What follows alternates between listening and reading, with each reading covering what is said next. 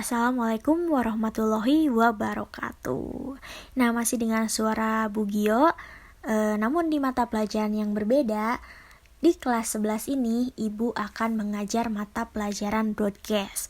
Nah, untuk sebagian siswa multimedia di LPPM, pasti sudah tahu kan broadcast itu apa?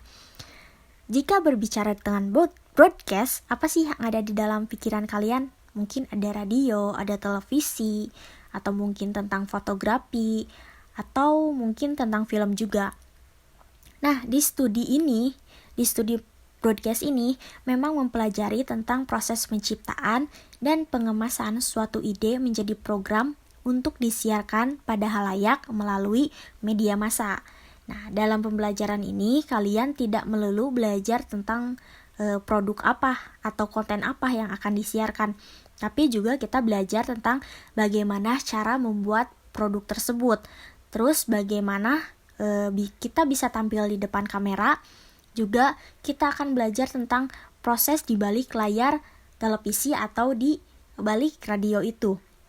Sebenarnya mata pelajaran ini emang cocok banget sih buat kalian yang ingin melanjutkan pekerjaan ke stasiun TV atau radio. Nah, sebelumnya kita harus tahu dulu nih, karena ada istilah broadcast, ada broadcasting, dan ada broadcaster. Nah, kalau broadcast itu pengertiannya pesan atau rangkaian pesan dalam bentuk suara, gambar, atau suara dan gambar, atau yang berbentuk grafis yang memiliki karakter baik itu interaktif maupun tidak, yang dapat diterima melalui perangkat siaran. Nah, perangkat siaran di sini tuh apa sih? Secara garis besar, perangkat siaran itu bisa berupa TV atau radio. Namun dalam TV dan radio tersebut memiliki perangkat pendukung lainnya yang akan kita bahas di pertemuan selanjutnya. Lalu ada broadcasting. Kalau broadcasting itu keseluruhan proses penyampaian siaran, mulai dari penyiapan materi, lalu ada tahapan produksi, lalu penyiapan bahan siarannya, hingga kita sampai kepada penerima siaran tersebut. Siapa? Yaitu pendengar dan pemirsa di seluruh tempat. Nah, bisa kita simpulkan jika broadcast itu adalah produk, maka broadcasting adalah bagaimana cara membuat produk tersebut mulai dari praproduksi, produksi, hingga pasca produksi. Nah, sedangkan yang melakukan broadcasting itu adalah broadcaster. Jadi broadcaster tuh yang melakukan kegiatan broadcasting hingga menciptakan sebuah broadcast itu. Nah, lalu apa saja sih yang akan dipelajari di broadcast ini? Nah, broadcast di kelas Ibu kita akan membahas tentang komunikasi massa.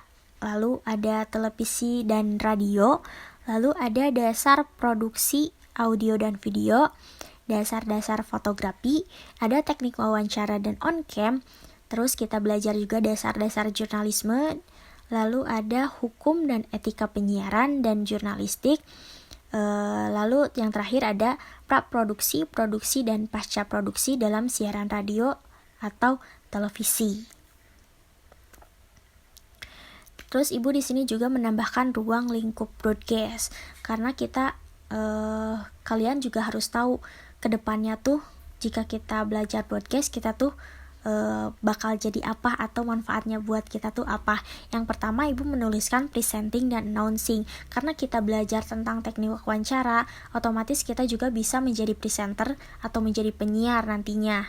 Lalu ada fotografi dan videografi. Nah, kita juga tadi kan Ibu bilang kita akan belajar tentang fotografi walaupun cuma dasarnya saja, dan juga ada videografi. Lalu ada reporter dan jurnalis. Lalu ada film dan sinematografi juga. Namun untuk film sinematografi itu pasti akan dibahas juga nanti di kelas 12.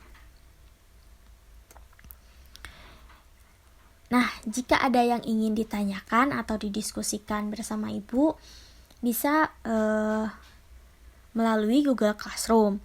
Untuk kode Classroom-nya akan di-share kepada wali kelasnya masing-masing.